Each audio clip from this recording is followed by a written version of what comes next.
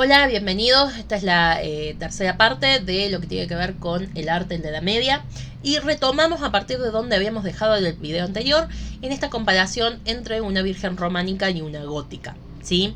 Ya estuvimos hablando de todo lo que tenía que ver con el contexto de la Edad Media. Ahora nos vamos a centrar en su producción artística. Primera cosa, vamos a pensar en lo que era el rol del artista en este periodo. Los artistas eran considerados como artesanos, no van a ser los artistas genios. Conocemos muy pocos nombres de los artistas de la Edad Media. Principalmente solemos conocer escuelas, la escuela de tapices de Toledo o la escuela de arquitectura de el norte de Francia. Hay distintas corrientes, pero sus nombres particulares no los vamos a conocer, ya que eran conocidos como solamente artesanos, ¿sí? Formaban partes de gremios de distintos tipos, van a tener distintas herramientas, van a trabajar mucho con la talla en madera. La madera va a ser uno de sus principales elementos. En este caso vemos todo el proceso de lo que tenía que ver con la escultura, primero a partir del tronco, cómo se lo iba devastando con estas herramientas. Normalmente se lo vaciaba para que la escultura fuera más liviana y se pudiera movilizar y trabajar con más facilidad. Un pulimento normalmente pintado, la mayoría eran policromos, y se les daba luego ese brillo a partir de algún tipo de laca que preservaba la pintura. Estos artistas y artesanos iban normalmente de un lugar a otro de Europa, a donde conseguían trabajo, por lo que llevaban una vida bastante itinerante, ¿sí? Vamos a tener también los pintores dentro de este mismo grupo de artesanos, que van a ir de un lugar a otro y que van a ir enseñando también su profesión a los aprendices, que poco a poco, a través de la experiencia y de los años trabajando con un artesano, lograban llegar a ser maestros artesanos también. En general trabajaban para las iglesias. La mayor parte de las representaciones que se realizaban, casi totalmente, casi la totalidad de las representaciones realizadas tenían que ver con la religión, ya fuera con decoraciones para iglesias o para castillos, pero asociadas a la religión. Muy pocas representaciones son de la vida burguesa, menos aún, perdón, de la vida noble, menos aún de el campesinado. Algo particular que cabe destacar en este periodo es que vamos a tener todavía la presencia del mosaico en la zona del Imperio Romano de Oriente, es decir, Bizancio. Fíjense aquí la representación de Justiniano, uno de los emperadores bizantinos, y vamos a ver cómo adquiere características y sobre todo colorido propio, en donde el dorado va a tener una presencia absoluta. Todo lo que tiene que ver con el mosaico bizantino. Este tipo de representación y de iconos del antiguo Bizancio va a ser tomada por la iglesia ortodoxa actual, que principalmente encuentra sus mayores exponentes en Rusia, que van a heredar a partir de considerarse ellos los herederos de la Roma antigua. El enlace viene de esta forma: cae el Imperio Romano de Occidente, queda solo el Imperio Romano de Oriente. El Imperio Romano de Oriente va a crecer en ciertos momentos, luego va a ir perdiendo su poder y va a perder tierras a manos de los musulmanes hasta que finalmente caiga, pero una de sus princesas se ha casado con una familia de los nobles de la Rus, de los príncipes rusos. Estos príncipes, que también devienen de pueblos nórdicos, que se han instalado en esta zona luego de haber sido conquistados varias veces por los musulmanes y por los tártaros, perdón, por los hunos y por los tártaros, van a lograr su liberación, y a través de este antepasado que venía de la cultura bizantina, de esta princesa que va a ser antepasado de estos príncipes, ellos van a considerarse la nueva Roma, los herederos de Roma, y se nombra al primer zar. Así que este tipo de arte, que tiene mucho que ver con los iconos, con la representación a través de mosaicos, va a dar lugar a las representaciones de la iglesia oriental que hoy existen. Vamos a centrarnos ahora en el románico específicamente. Les he dejado aquí un video que va a describir las características del románico, principalmente en España. Es uno de los lugares donde más ha perdurado sin haber sido modificado, porque muchas de estas construcciones fueron modificadas en periodos posteriores, así como nos pasaba cuando veíamos las paleocristianas que habían sido decoradas posteriormente. Bueno, con las románicas también va a pasar esto, pero en España que, bueno, va a sufrir varias situaciones económicas complejas a lo largo de su historia, se ha preservado bastantes construcciones con el estilo puramente románico. Aquí tenemos en este caso San Martín de Frosmita en España, en un ejemplo bien claro del románico. Observen, ladrillos de piedra, muchos, otros eran ladrillos de barro, dependía de la disponibilidad de materiales de la zona. Las ventanas con arcadas redondas, muchas columnas y pilastras que sostenían y hacían de contrafuertes para estas paredes, construcciones macizas, amplias, ventanas pequeñas, no siempre cubiertas de vidrio en su momento original, estos vidrios fueron puestos a posteriori muchas veces, con esta forma de basílica todavía, con torres o campanarios que empezaban a modificar el aspecto tradicional de la basílica romana. Vamos a tener también monasterios hechos en estilo románico con ventanas pequeñas nuevamente, ¿sí? Muchos techos a dos aguas de madera, y los monasterios como este, que es de Cluny, uno de los monasterios que les hablaba en el video anterior, en la zona de Francia. Vamos a tener inmensas construcciones muy macizas, quizás no tan altas hasta el final del románico, pero sí muy amplias, ¿sí?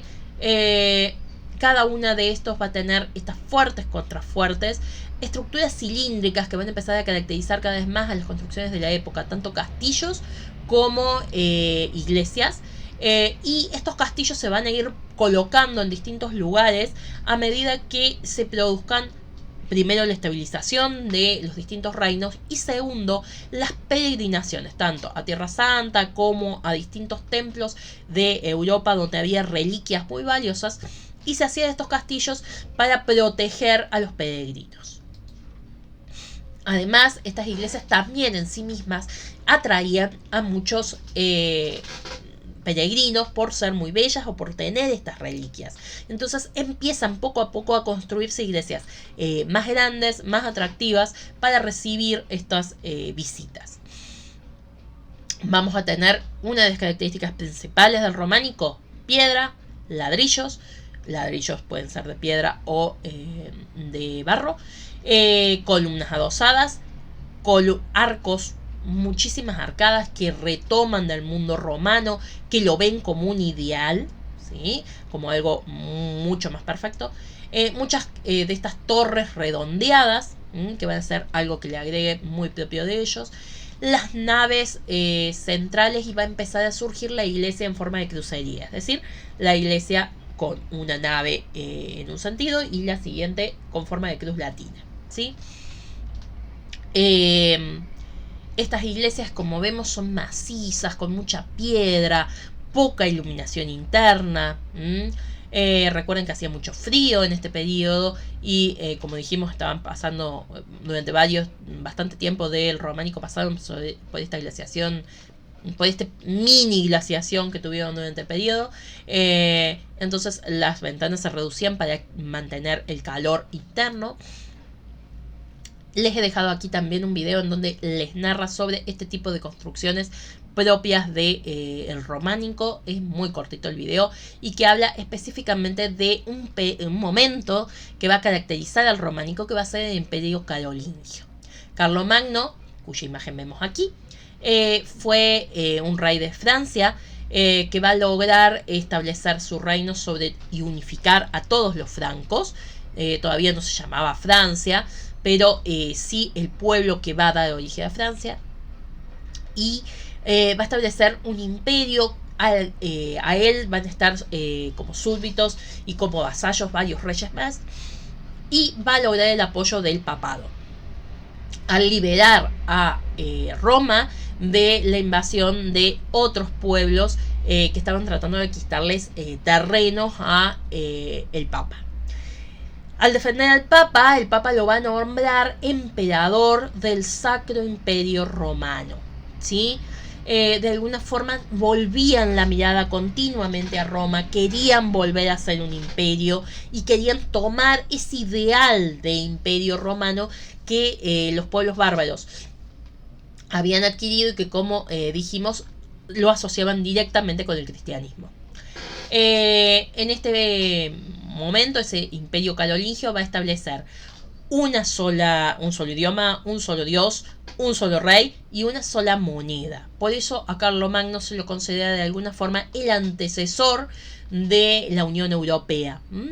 Fue el primero que quiso unir a la Europa ya occidental, ya cristiana, como una sola entidad. Sin embargo, no va a lograr recuperar la zona de España de los musulmanes, de actual España de los musulmanes. Y a su muerte el imperio poco a poco se va a ir desmembrando, no logrando esto. Sin embargo, casi todos los reyes que vinieron a continuación querían lograr obtener el título del emperador, que va a considerarse como una de las entidades más importantes durante toda la Edad Media y hasta el siglo XVI y XVII. Ahora nos vamos a centrar en la segunda etapa. Después de este momento del arte románico, en el que vamos a ver estas grandes construcciones de piedra, en donde va a estar lo más fuerte de el momento que consideramos Edad Media, vamos a empezar poco a poco a salir de lo que caracterizamos como Edad Media a través del arte gótico. El periodo gótico va a ser el último periodo de Edad Media, como dijimos, a partir del siglo XII y hasta el siglo XV. Se va a caracterizar por una mejora en la situación económica, una fuerte mejora del clima y también por el surgimiento de la burguesía. La burguesía se va a consolidar, va a empezar a tener cada vez más poder y va a empezar a ser más fuerte la ciudad que el campo. Entonces, muchas ciudades van a tener más fuerza que muchos señores feudales. Así que van a empezar a querer competir por atraer gente a sus ciudades y sobre todo por mostrarse como ciudades cada vez más fuertes. Y van a empezar con la competencia de las grandes catedrales. Les hemos dejado un material de DW que recomiendo mucho su visionado, que cuenta sobre esta competencia de las catedrales que se dan en toda Europa, pero muy fuertemente en la zona norte. Este video que les he dejado aquí también habla sobre el arte gótico en España particularmente, que tiene sus propias características, ¿sí? Estamos hablando de zonas muy diversas, así que van a tener diferencias entre cada una de las zonas. En general, ¿qué factores van a caracterizar o van a dar origen, mejor dicho, al arte gótico? Primero que nada, al estabilizarse a través de un imperio que de alguna forma lograba la paz entre los distintos reinos, o un poco más de paz, porque no vamos a estar hablando de una época sin guerras, pero es mucho más seguro poder transcurrir por los caminos. Había quien los mantenía, los caminos se vuelven a abrir a través de las peregrinaciones. Entonces poco a poco se va fortaleciendo el intercambio y el comercio entre Europa. Ha mejorado la situación climatológica. Eso permite que se produzcan mayor cantidad de alimentos, y al producirse más alimentos empiezan esos alimentos a poder, el sobrante, ser vendido y mejorar la situación, ¿sí?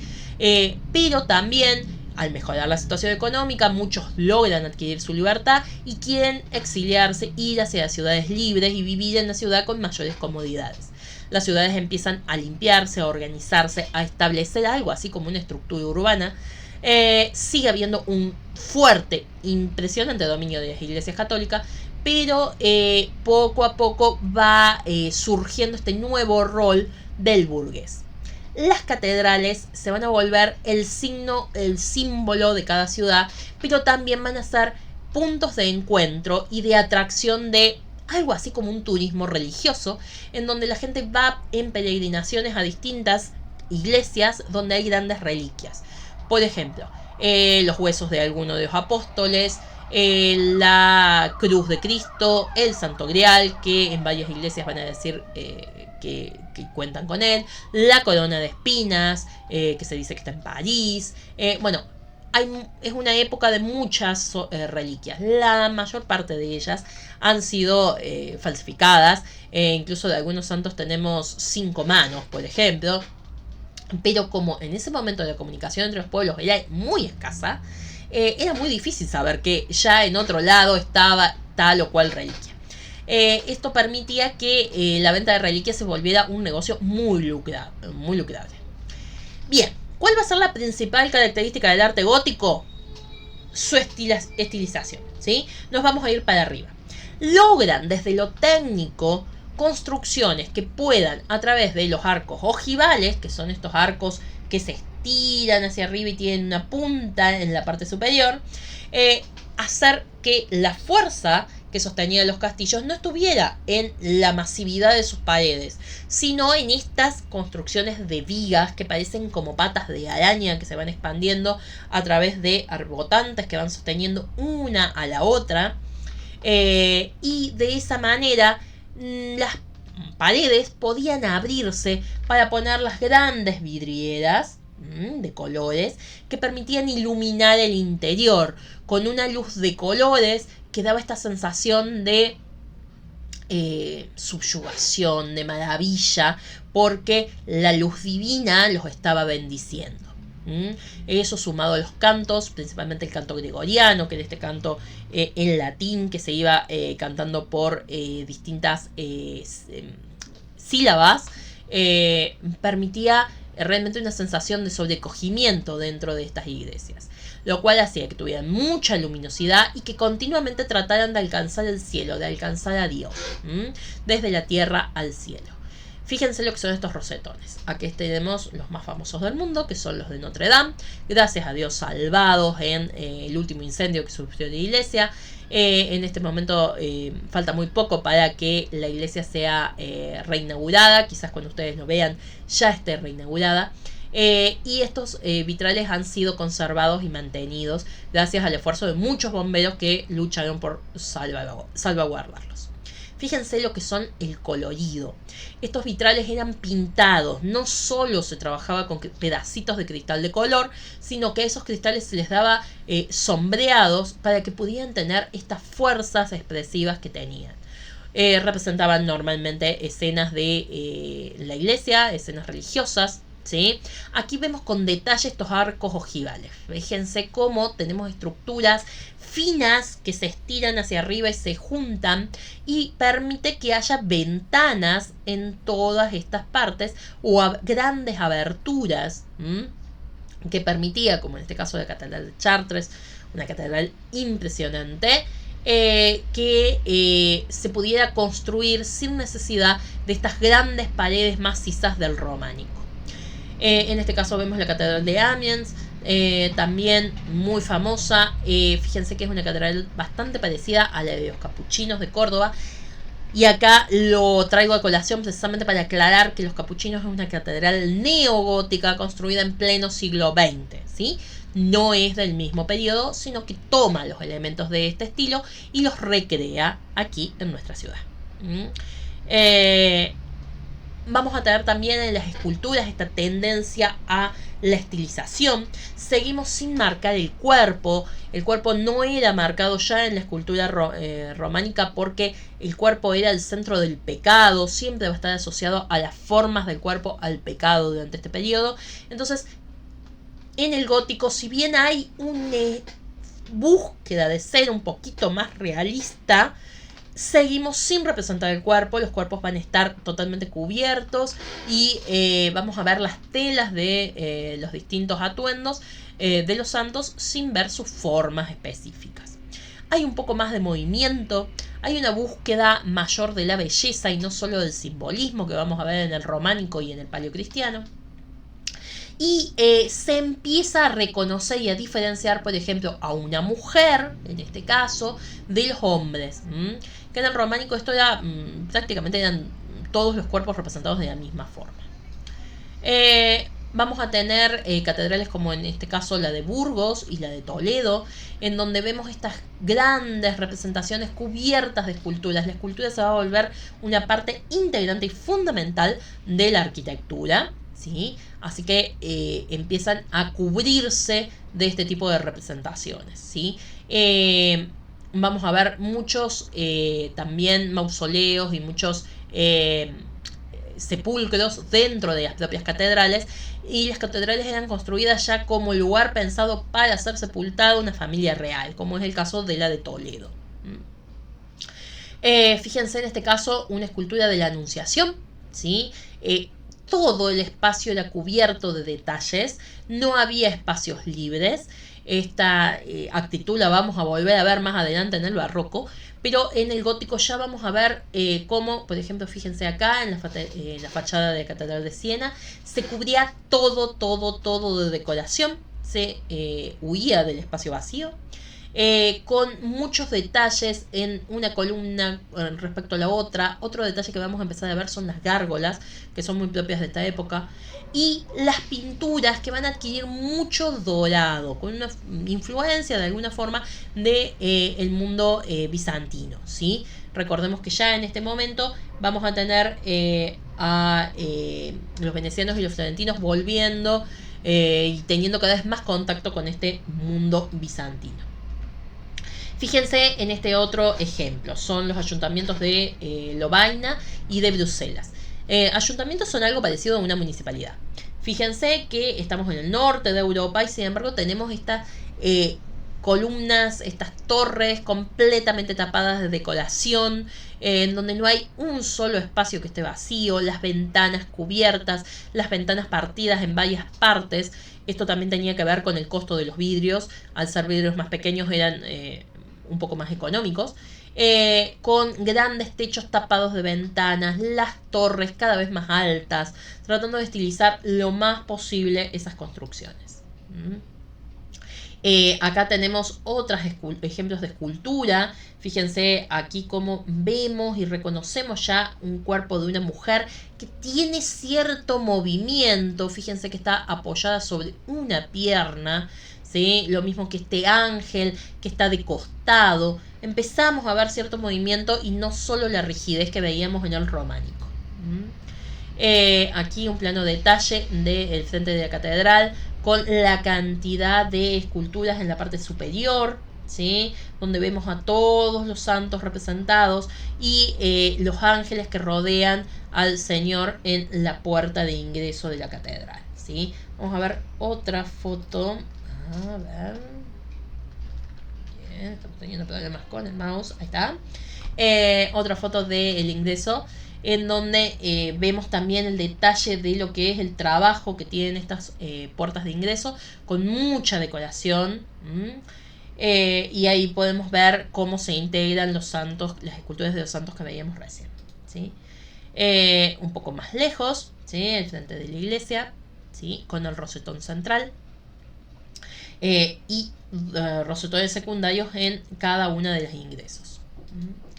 Les he dejado un video que también nos habla sobre cómo fueron construidas estas tendencias sobre la historia de la arquitectura, así que es breve y creo que es bastante útil para poder comprender esta parte.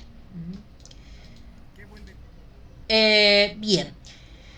Otra característica que se va a mantener durante el gótico van a ser las iluminaciones, ¿sí? Las iluminaciones van a estar en los libros de texto y se van a caracterizar por ir sumando valor a los mismos textos que se consideraban ya importantes de los códices que almacenaban textos religiosos y también textos clásicos. Estaban organizados en algún tipo de cuaderno, como les decía, estaban hechos con pieles de animales en general, en ese primer momento, y eran sumamente coloridas, ¿sí? Se valorizaba, se hacían las iluminaciones mucho en función del tipo de texto que había, y mientras más valioso era el texto, mayor cantidad de iluminaciones recibía. Fíjense en este caso una letra capitular con una decoración muy exagerada. En el gótico esto se va a estilizar todavía más. Y con letra aquí al costado carolingia. Es el tipo de tipografía que establece el emperador Carlomagno para todo el imperio. Fíjense aquí, tenemos la primera hoja de un libro. El libro de las horas era un libro que iba indicando los rezos durante todo el día. y en esta primera hoja, un pequeño texto y totalmente cubierto de representaciones de la Anunciación, en este caso, de ángeles, formas naturales, ampliamente decorado. Las vidrieras, los vitraux, que van a ser uno de los elementos propios del gótico y van a generar ambientes que hasta ese momento no se soñaban. En este caso es la vidriera de Remy en Reims. Le va a dar mucha espiritualidad a los espacios. Fíjense en esta foto, es una foto actual de la iglesia, bueno, antes del incendio, de la iglesia de Notre Dame, en donde está la iluminación, pero mucha de esa luz que ven allí también viene de las ventanas. Tienen mucho detalle y se trabaja muchísimo con los efectos de color de las luces. En la pintura gótica particularmente vamos a ver ya cada vez más y progresivamente hacia el siglo XV mayor interés en la representación de la realidad del cuerpo, ¿sí? Fíjense que ya vemos un Cristo con un cuerpo bastante claro desde la representación humana. Vemos a la Virgen llorando y algo de espacio organizado alrededor. Esta obra es de Giotto, que va a ser un personaje importante para nosotros, ya que es uno de los primeros artistas que conocemos su nombre.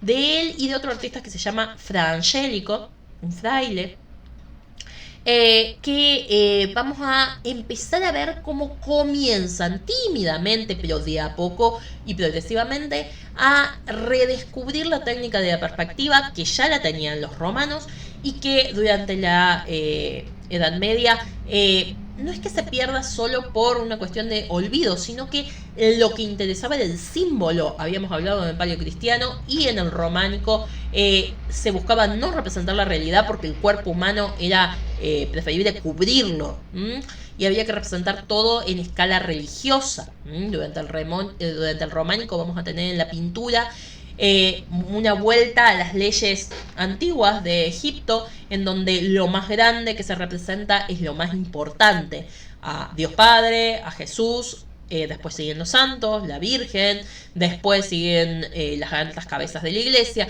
después el pueblo.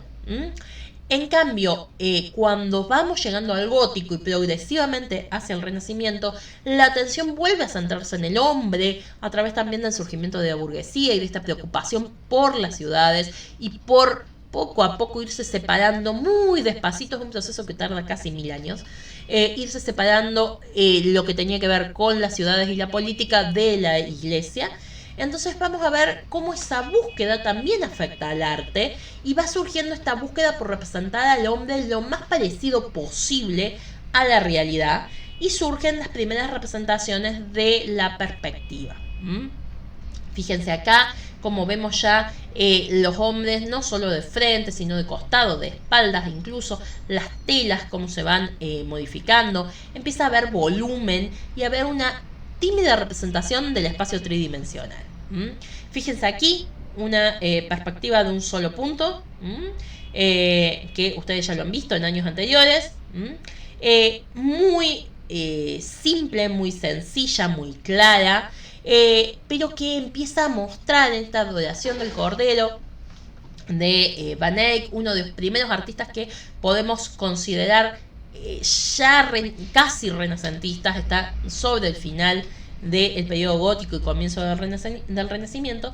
Ya podemos ver cómo esa construcción del espacio ha cambiado la manera de ver el mundo que tenía la sociedad medieval. El mundo a partir de acá va a empezar a centrarse cada vez más en el hombre, en el aquí y el ahora. Han pasado 1000 años, ya hemos pasado el año 1000 y no ha vuelto Jesucristo. Entonces el hombre empieza a decir, bueno, hasta que llegue lo de Jesucristo, voy a centrarme en la vida en la tierra y no la voy a ver solamente como un pasaje por esta tierra para llegar al cielo. Entonces, como empieza a cambiar ese espíritu, va a empezar a cambiar el arte. Sobre el final del gótico, todo este periodo gótico va a ser la recuperación económica, va a verse un desarrollo artístico y cada vez más se va a ir extendiendo para llegar finalmente al Renacimiento en el siglo XV y XVI. Les he dejado acá un video que nos va a resumir todo lo que tiene que ver con el arte gótico. Es muy claro y analiza varias obras que les pueden ser de utilidad, así que les recomiendo su visionado. Finalmente quedamos abiertos aquí a preguntas. Todas las dudas o consultas que tengan las pueden hacer, ya sea vía mails, en la escuela, en las clases o en los mismos comentarios del video que pueden utilizar. Muchas gracias a todos y nos estamos viendo en el siguiente bloque para descubrir lo que es el Renacimiento.